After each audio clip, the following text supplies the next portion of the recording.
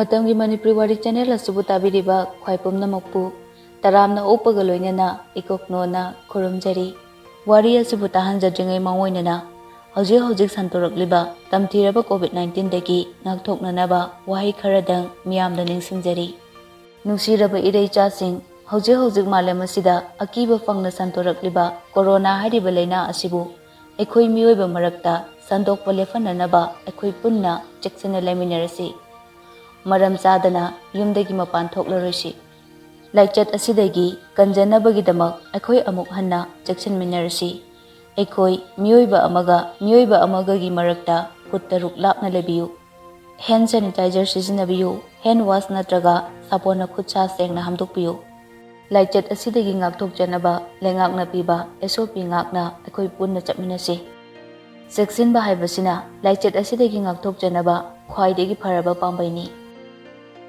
hojik amuk taminarasi Maikhum kunithoi suba tangka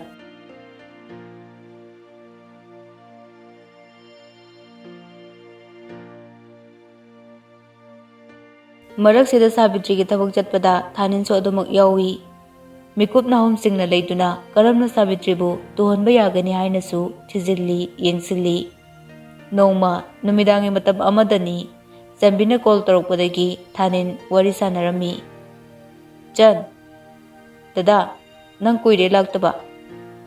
Hantak hafta sida lake tarambane. Hantak hafta nate, hayeng Sunday ne, hayeng laktaba yaro. Hayeng sa. Hoy se, ay thabak lecturedi lake. As, thabak nate, laktaba yaro.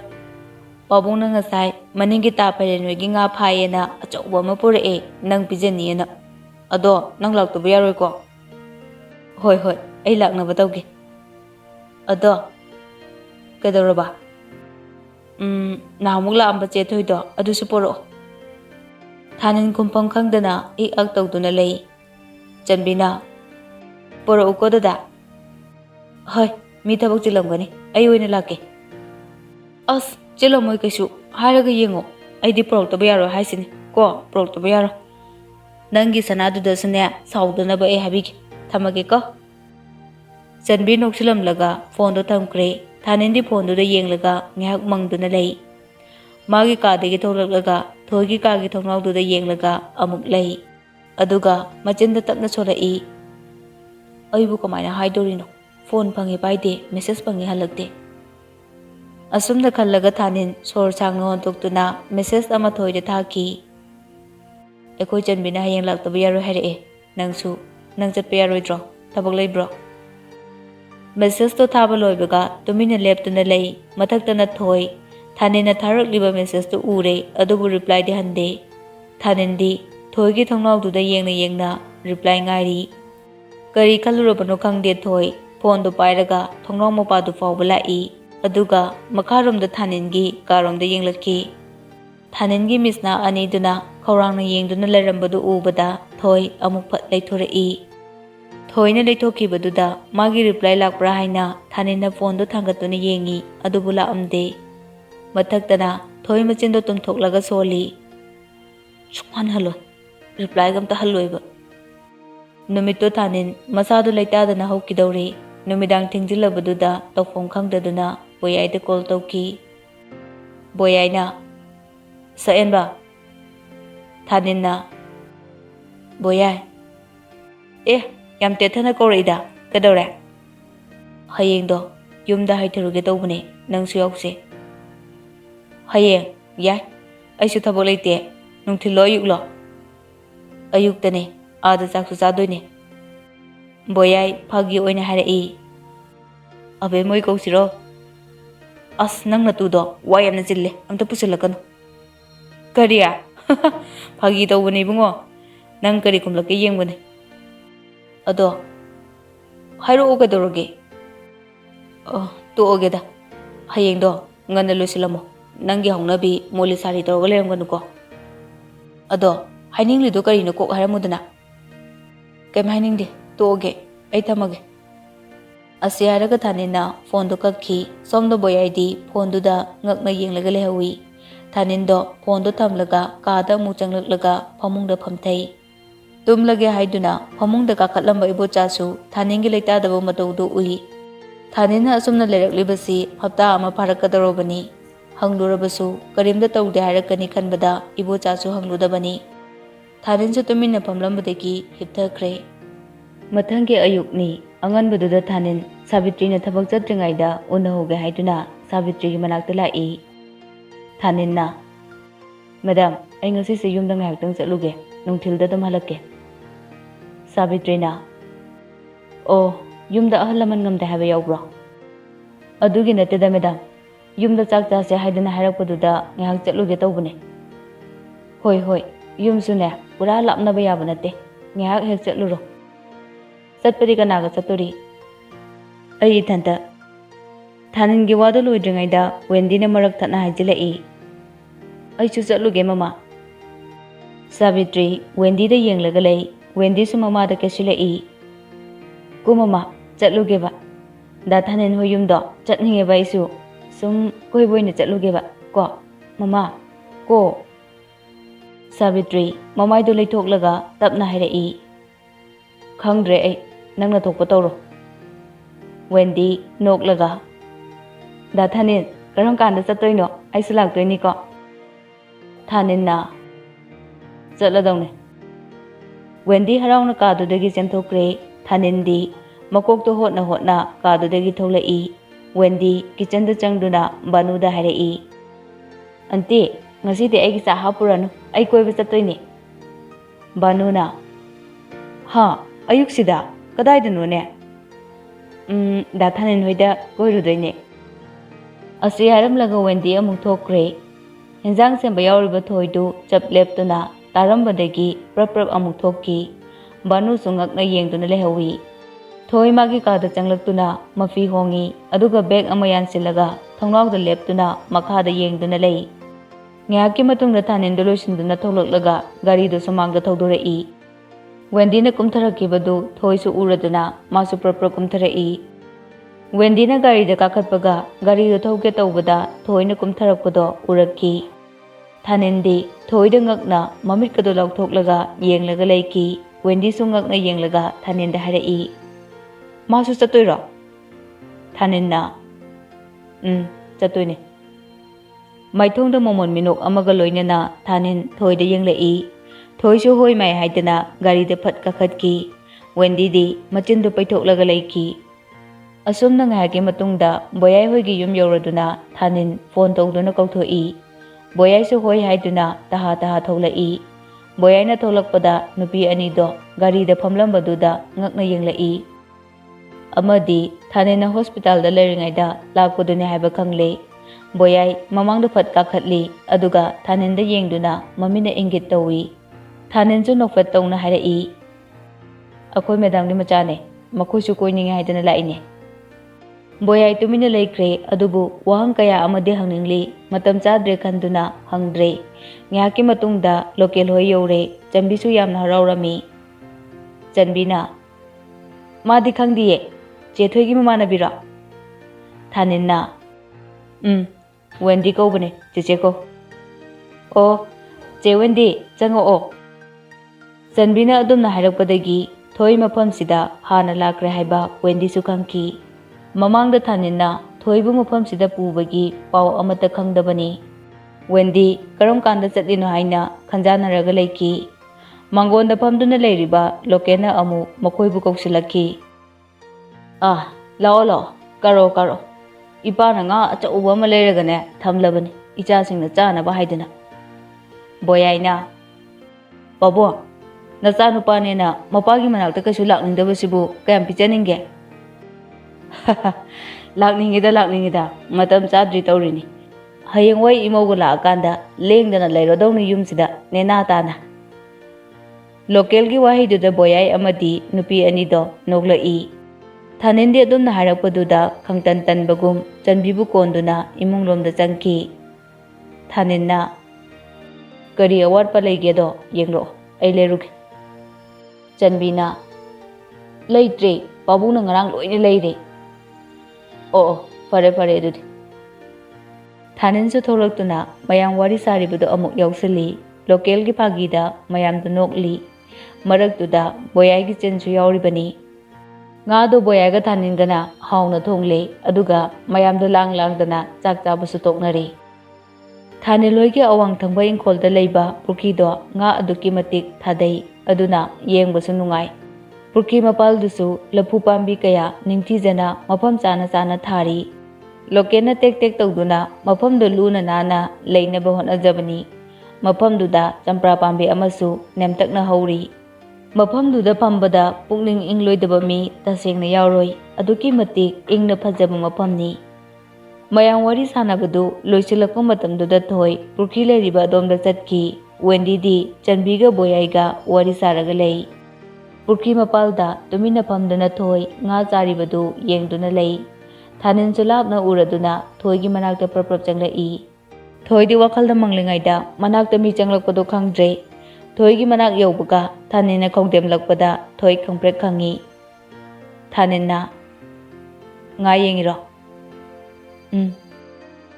Thanin thoigi manakta changsinduna phamthei aduga sor sangna hontoklaga hairai.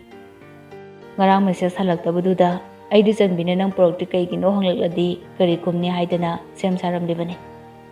Thoi thaninda yenglaga hairai. Aisu laoige tawbane. Ama nupise asi yawduda lakpane. Wendy ro. Hoi. O ma yaramdradi itomda chatlandoinine. Chanbina hanglaklasu ai kumpam lehaloidoineba. Nangna natro. Aina mu kaidawraba. Maga yamna chabina ningba natro na. Ai yawradi kon-kondana chatpado yaroidana.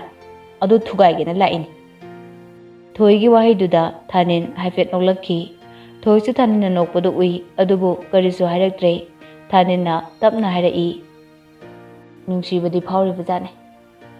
Thoi thaninda mamitto lauthoklaga yenglai. Thanina makha amuk tarai.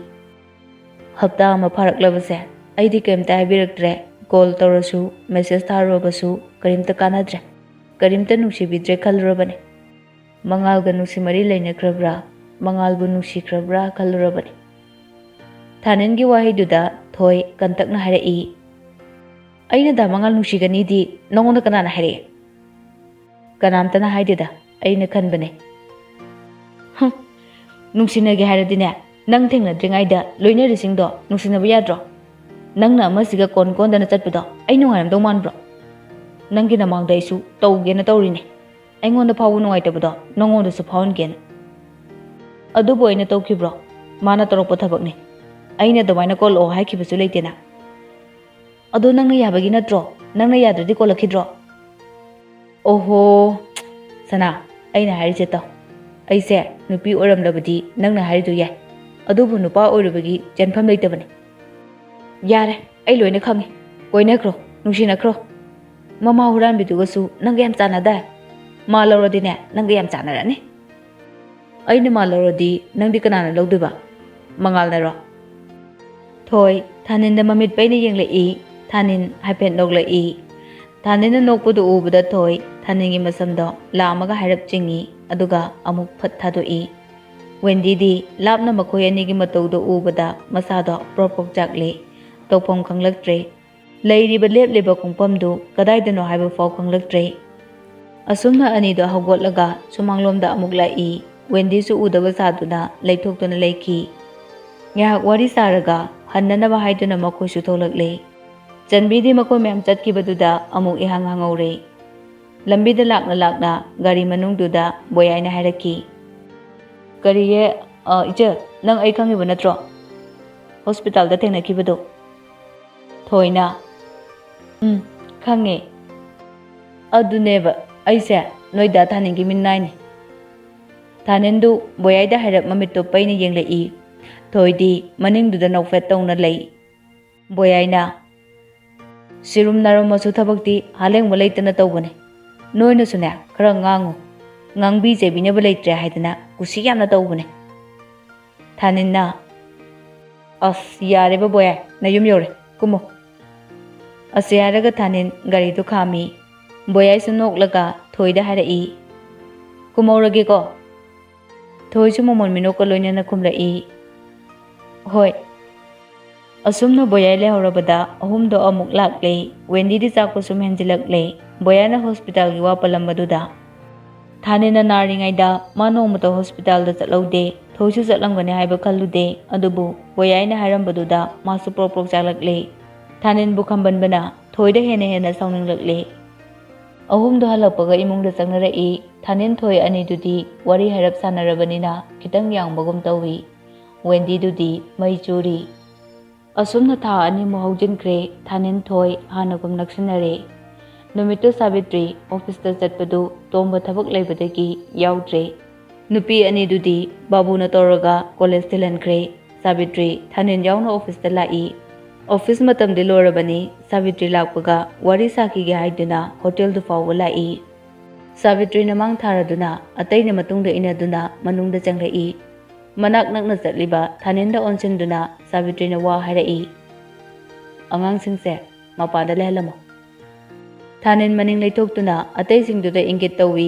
ꯑꯇꯩꯁꯤꯡꯗꯨ ꯑꯗꯥꯏꯗꯨꯗ ꯂꯩꯍꯧꯔꯦ꯫ ꯁꯥꯕꯤꯇ꯭ꯔꯤꯒ ꯂꯣꯏꯅꯅ ꯊꯥꯅꯦꯟ ꯆꯪꯂꯛꯏ꯫ ꯂꯥꯛꯄ ꯐꯝꯗꯨꯅ ꯂꯩꯔꯝꯃꯤ꯫ ꯁꯥꯕꯤꯇ꯭ꯔꯤ ꯎꯕꯗ ꯅꯣꯛꯁꯤꯜꯂꯛꯏ꯫ ꯂꯥꯛꯄꯅ madam ꯐꯝꯕꯤꯌꯨ꯫ Savitri ꯇꯞꯅ ꯐꯝꯊꯩ꯫ ꯂꯥꯛꯄ ꯊꯥꯅꯦꯟꯗ ꯍꯥꯏꯔꯞ ꯌꯦꯡꯏ꯫ ꯁꯥꯕꯤꯇ꯭ꯔꯤ ꯒ꯭ꯌꯥꯟ ꯇꯥꯔꯗꯨꯅ ꯊꯥꯅꯦꯟꯗ ꯌꯦꯡꯏ꯫ ꯊꯥꯅꯦꯟꯁꯨ ꯃꯤꯠꯌꯦꯡꯗꯨ ꯈꯪꯂꯗꯨꯅ ꯃꯄꯥꯟꯗ ꯊꯣꯛꯂꯛꯏ꯫ ꯁꯥꯕꯤꯇ꯭ꯔꯤꯒꯤ ꯃꯁꯥ ꯅꯥꯜꯂꯕ ꯈꯨꯄꯥꯏ ꯕꯦꯛ ꯃꯆꯥꯗꯨꯗ ꯌꯥꯎꯔꯤ ꯊꯥꯅꯦꯟꯅ ꯍꯥꯞꯈꯤꯕ ꯃꯤꯅꯤ ꯔꯦꯀꯣꯔꯗꯔꯗꯨ꯫ ꯂꯥꯛꯄ ꯅꯣꯛꯇꯨꯅ ꯍꯥꯏꯔꯛꯏ꯫ ꯃꯦꯗꯥꯝꯒꯤ ꯑꯉꯥꯡꯁꯤꯡꯁꯦ ꯂꯣꯏꯅꯕ ꯌꯥꯝꯅ ꯅꯨꯡꯉꯥꯏꯒꯗꯕ ꯃꯥꯜꯂꯤ꯫ ꯁꯥꯕꯤꯇ꯭ꯔꯤ ꯋꯥꯗꯣ ꯑꯣꯟꯊꯣꯛ ꯑꯣꯟꯖꯤꯟ ꯍꯥꯏꯔꯛꯄꯗꯨꯗ ꯃꯥꯅ ꯐꯠ ꯑꯣꯏꯅ ꯍꯥꯏꯔꯛꯏ꯫ ꯂꯥꯛꯄ ꯍꯧꯖꯤꯛ ꯑꯩ ꯊꯕꯛꯁꯦ ꯂꯦꯞꯅꯤꯡꯂꯦ꯫ ꯃꯁꯤꯒꯤꯅꯦ ꯑꯩꯅ ꯅꯪꯒ ꯋꯥꯔꯤ ꯁꯥꯕ ꯂꯥꯛꯂꯤꯕꯁꯦ꯫ ꯂꯥꯛꯄ ꯉꯛꯅ ꯁꯥꯕꯤꯇ꯭ꯔꯤꯗ ꯌꯦꯡꯏ꯫ ꯁꯥꯕꯤꯇ꯭ꯔꯤ ꯃꯈꯥ ꯇꯥꯔꯛꯏ꯫ ꯀꯨꯏꯔꯛꯂꯕꯗꯤ ꯑꯐꯕ ꯑꯣꯏꯔꯛꯀꯅꯤ ꯍꯥꯏꯕ ꯊꯥꯖꯗꯦ꯫ ꯑꯣꯐꯤꯁ ꯃꯅꯨꯡꯗꯁꯨ ꯅꯤꯡꯐꯨꯡ ꯉꯥꯡꯅꯕ ꯌꯥꯎꯔꯦ ꯍꯥꯏꯕꯁꯦ ꯑꯩ ꯁꯦꯡꯅ ꯈꯪꯂꯦ꯫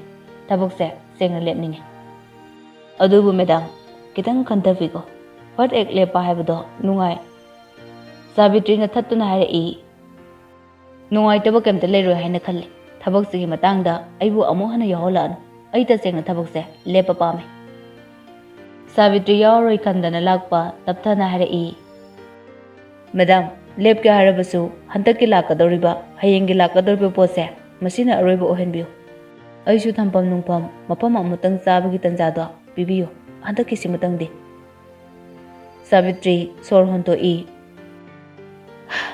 ꯐꯔꯦ ꯍꯟꯗꯛꯀꯤꯁꯤꯅ ꯑꯔꯣꯏꯕ ꯑꯣꯏꯔꯁꯦ꯫ ꯁꯥꯕꯤꯇ꯭ꯔꯤ ꯐꯨꯛ ꯍꯧꯒꯠꯇꯨꯅ ꯊꯣꯛꯂꯛꯏ꯫ ꯂꯥꯛꯄ ꯃꯊꯥ ꯁꯥꯅ ꯐꯝꯍꯧꯏ꯫ ꯁꯥꯕꯤꯇ꯭ꯔꯤ ꯊꯣꯛꯂꯛꯄꯗꯨꯗ ꯊꯥꯅꯦꯟ ꯐꯠ ꯆꯪꯂꯛꯏ꯫ ꯃꯦꯗꯥꯝ ꯍꯟꯕ ꯌꯥꯔꯗ꯭ꯔꯥ?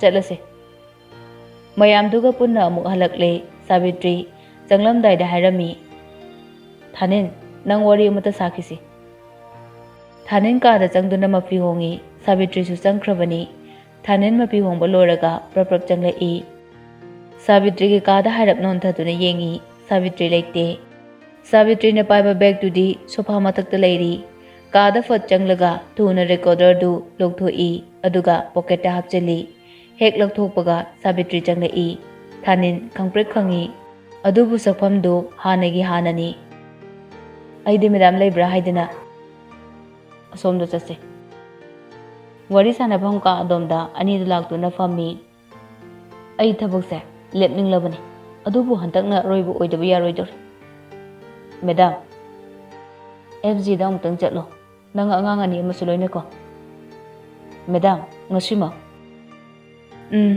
ꯈꯨꯌꯧꯅꯃꯜꯂꯦ꯫ ꯍꯌꯦꯡ ꯂꯥꯛꯀꯗꯕꯅꯤ꯫ ꯍꯌꯦꯡ ꯆꯠꯀꯗꯧꯅꯤ꯫ ꯐꯅꯤ ꯃꯦꯗꯥꯝ꯫ ꯊꯥꯅꯦꯟ ꯀꯥꯗꯒꯤ ꯊꯣꯛꯂꯛꯄꯒ ꯃꯥꯒꯤ ꯀꯥꯗ ꯂꯥꯛꯇꯨꯅ ꯉꯥꯏꯍꯥꯛ ꯄꯣꯠꯊꯥꯏ꯫ ꯌꯥꯆꯪꯂꯛꯄꯗ ꯃꯥꯒꯤ ꯍꯧꯅꯕꯤ ꯂꯩꯀꯣꯜꯗ ꯆꯪꯂꯨꯕꯁꯦ ꯍꯧꯅ ꯁꯥꯅꯤ꯫ ꯀꯥꯐꯩ ꯀꯥꯐꯩ ꯂꯩꯀꯣꯜꯗꯣ ꯇꯝꯅ ꯂꯥꯛꯏ꯫ ꯇꯥꯅ ꯆꯥꯔꯤꯁꯨ ꯂꯂꯤꯇꯥ ꯑꯃꯗꯤ ꯊꯣꯏ ꯋꯥꯔꯤ ꯁꯥꯟꯅꯔꯝꯃꯤ꯫ ꯂꯂꯤꯇꯥ ꯑꯃꯗꯤ ꯊꯣꯏ ꯊꯥꯅꯦꯟꯗ ꯌꯦꯡꯂꯛꯏ꯫ ꯊꯥꯅꯦꯟ ꯍꯥꯏꯔꯞ ꯅꯣꯛꯏ꯫ ꯃꯥ ꯂꯂꯤꯇꯥꯗ ꯏꯀꯥꯏꯔꯤꯔꯥ ꯍꯪꯒꯣꯏꯔꯤꯔꯥ ꯑꯃꯗꯤ ꯇꯧꯔꯤ꯫ ꯂꯂꯤꯇꯥꯅ ꯏꯕꯨꯡꯉꯣ ꯍꯛꯆꯤꯛ ꯂꯥꯡꯕ ꯆꯪꯂꯛꯏꯔꯣ?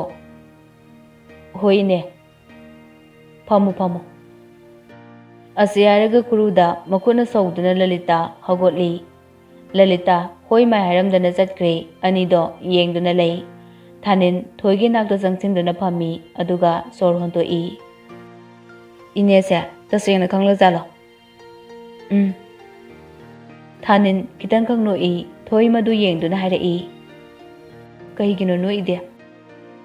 ꯀꯩꯁꯨ ꯇꯧꯗꯦꯗ Ngasi college kabamuna thinbadu kamai tauge? Kem taude. Ado ngasi di thainagi Boris to. Boris haidi. Thoi makhon to pikthai.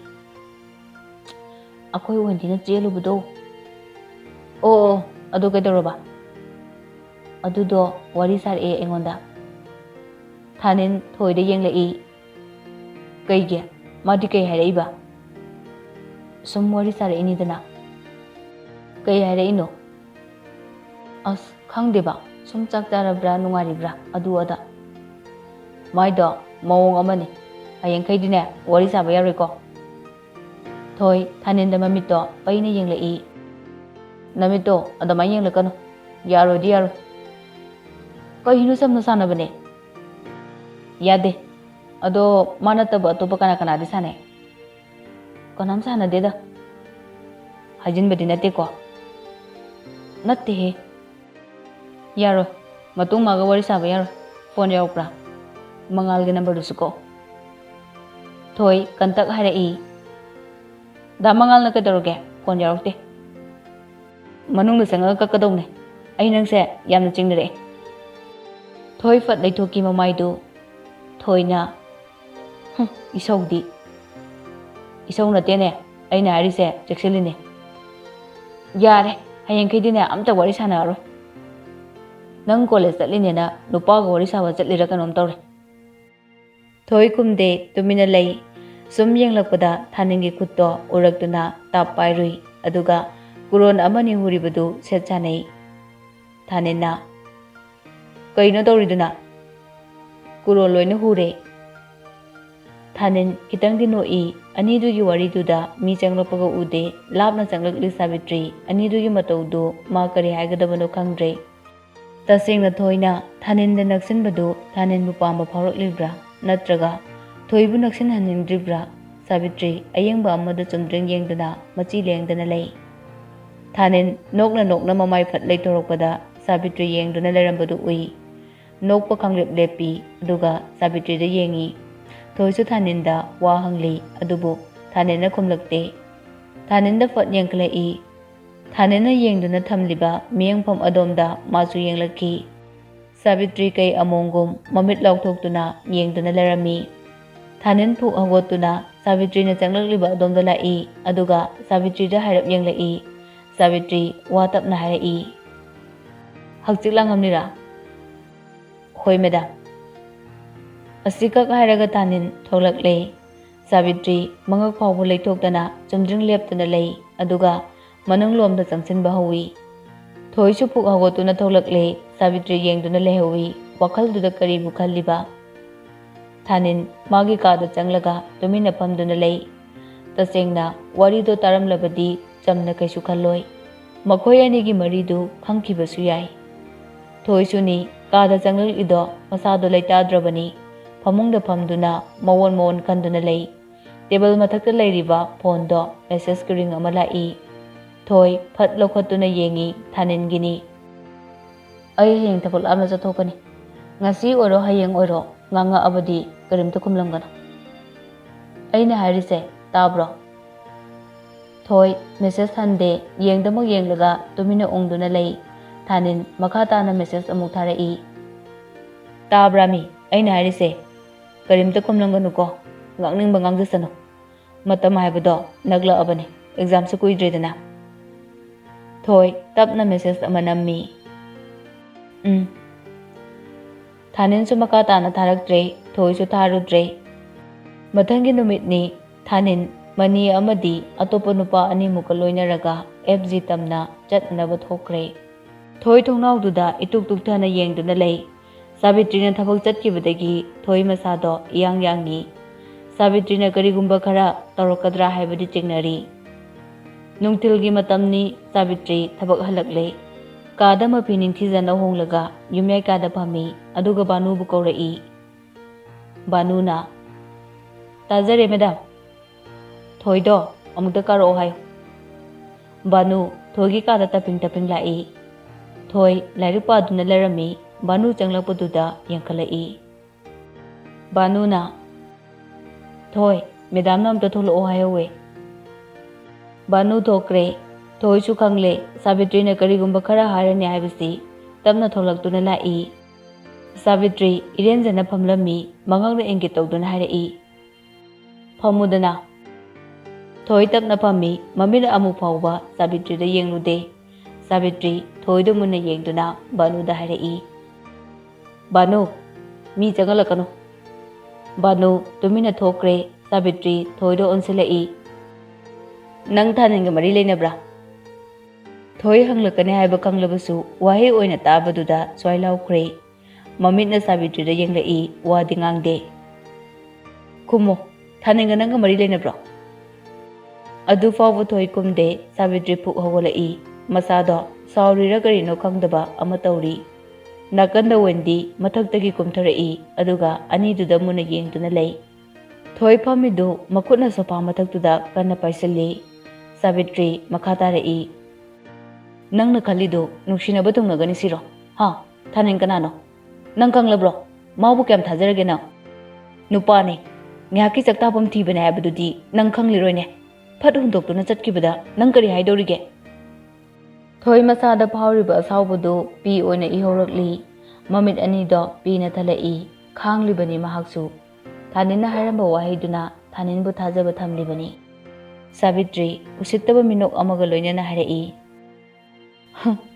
Hayeng tungda wata padana nungaina leijanaba haidana sinbibani aina adubu nangi napanduna hena wangbana henkre manganbuna karisu leitana khankre aduga Savitri noktuna laikre mana haninglibadu thanin phate haribra natraga thanin bu thoigi ohaningdabana haribra chamamnaba mawni Savitri makhatara Kaidore ngasiri na chingadu khumdrade khumudana nangi aningba apambada tingdanaba aibusu hatnaba toroudana kayam thajaba thamliba thanina nangbu kayam luna tawbidoriba nangbu kayam nusibidoriba Thoi khangba ngamlaktre ihoriba pidu khajaida tarai aduga lepkhatuna harai Khange mapa leitana khanglaba mapa leitana mana ibu nusini ainasu mabu nusini nangi na kutingdilokpagi kanaba karino hiramjada nangi na thokari le Savitri usittana thoigi mamai manak naksillaga harai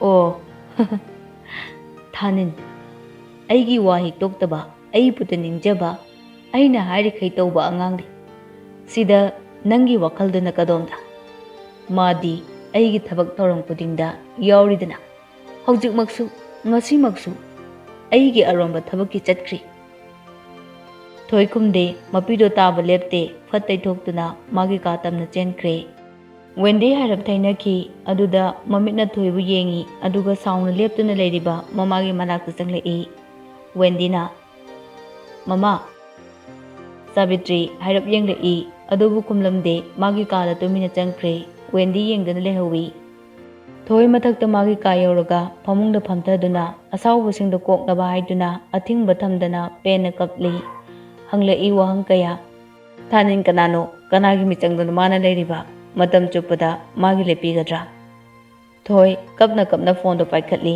adubu ma message thade call tawde tumina ngahak phone duda yenglamlaga nakanda langthoktuna thamkre numitto chakmaru amata su chade kadagi su tholaktre mata sengna thanin lakpa ngaibada awaba habadu oire numitto thengla su thengna mafam duda pochai singdo thamlamlaga halai thanin khoi Yum yorokpada nongangadore nongalamdai duda magi ka changlaga pothana kre Matangi numitni hana gum mathau chatli tanin Savitri ga loinana nungtin talakta office ta lao harami Savitrina nupi ani dugi class ti babuna thinnaba hainei college tatpagi tholokpaduda thoi yaude thanin berenda duda harap leplaga mathakta yengi adubu thongnau so hangde kaidorobano khalli message ama thai adusu halakte Banu tholaktuna harai Thoido masang amodre chatlaroi harai Wendy di khangi kari maramgino haibadu masu college tamna adamuk chatkre Thanin thoi kaidorobjano pakhatli Savitri ge ayukta ukiba sakwamdusu ahomba leite kari hairamgadra natraga tasengna masang amdrabra chingnei Thanin message mayam thai call tawi adubu thoi pairakte